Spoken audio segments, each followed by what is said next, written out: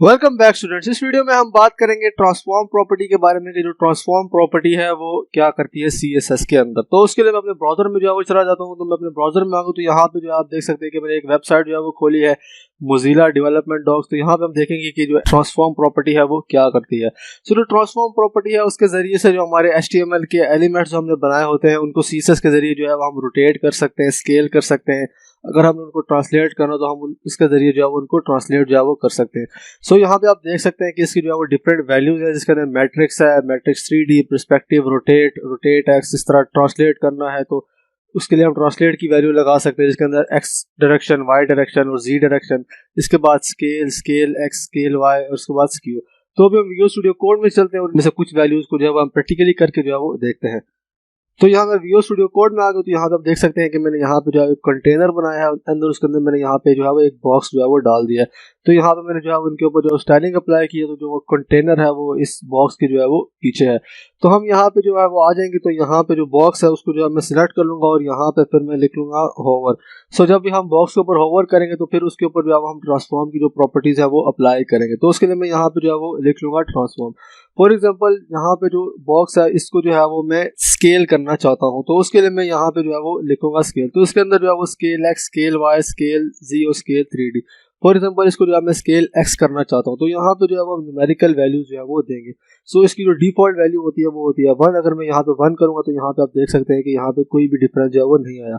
अगर मैं इसको 1.3 करता हूँ, देन सेव करता हूँ, तो यहाँ पे इसके ऊपर मैं होवर करूंगा तो यहाँ पे आप देख सकते हैं कि ये एक्स डायरेक्शन में जो है वो स्केल जो है वो हो रहा है। इसके अंदर अगर हमें स्मूथनेस लानी है तो उसके लिए यहाँ पे हम ट्रांजिशन की जो प्रॉपर्टी है वो जो है वो यूज कर सकते हैं। मैं यहाँ पे लिख लेता हूँ 1 सेकेंड एंड इसको मैं सेव करूंगा तो यहाँ पे आप देख सकते हैं कि इसके अंदर जो है वो स्मूथनेस जो है वो आ गई है।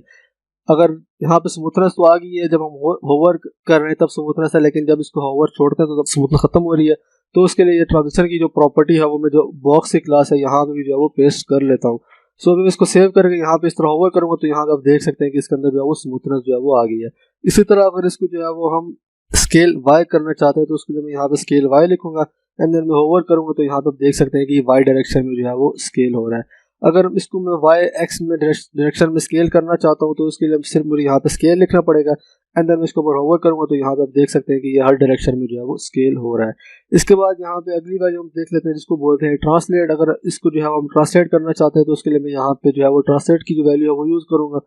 तो यहाँ पे है translate X, translate Y, translate Z और ट्रांसलेट 3D। तो मैं अगर इसको ट्रांसलेट एक्स करना चाहता हूँ तो मैं यहाँ पे लिख लूंगा ट्रांसलेट एक्स एंड देन मैं यहाँ पे इसको 120 पिक्सल जो है वो ट्रांसलेट करना चाहता हूँ एक्स डायरेक्शन में। सो मैं इसको सेव करूंगा, यहाँ पे जाऊंगा तो यहाँ पे आप देख सकते हैं कि ये 120 पिक्सल एक्स डायरेक्शन में जो है वो ट्रांसलेट हो रहा है। इसी तरह अगर इसको मैं वाई डायरेक्शन में ट्रांसलेट करना चाहता हूँ तो उसके लिए मैं यहाँ पे ट्रांसलेट वाई जो है वो लिख लूंगा। तो यहाँ पे आप देख सकते हैं कि वाई डायरेक्शन में जो है वो ट्रांसलेट हो रहा है। इसी तरह मैं चाहता हूँ कि ये वाई और एक्स दोनों में हो तो उसके लिए यहाँ पे सिर्फ मैं ट्रांसलेट लिखूंगा और यहाँ पे जो है मैं दोनों जो वैल्यूज दूंगा। सबसे पहले मैं एक्स की दूंगा, फिर वाई की वैल्यू जो है वो दो दूंगा। तो यहाँ पे मैं 120 और 120 पिक्सल जो है वो दे देता हूँ। तो यहाँ पे इसको सेव करूंगा तो यहाँ पे इस तरह से जो है वो ये ट्रांसलेट जो है वो हो जाएगा। इसके बाद यहाँ पे जो अगली वैल्यू है वो है रोटेट। तो हम इसको जो है वो रोटेट भी कर सकते हैं।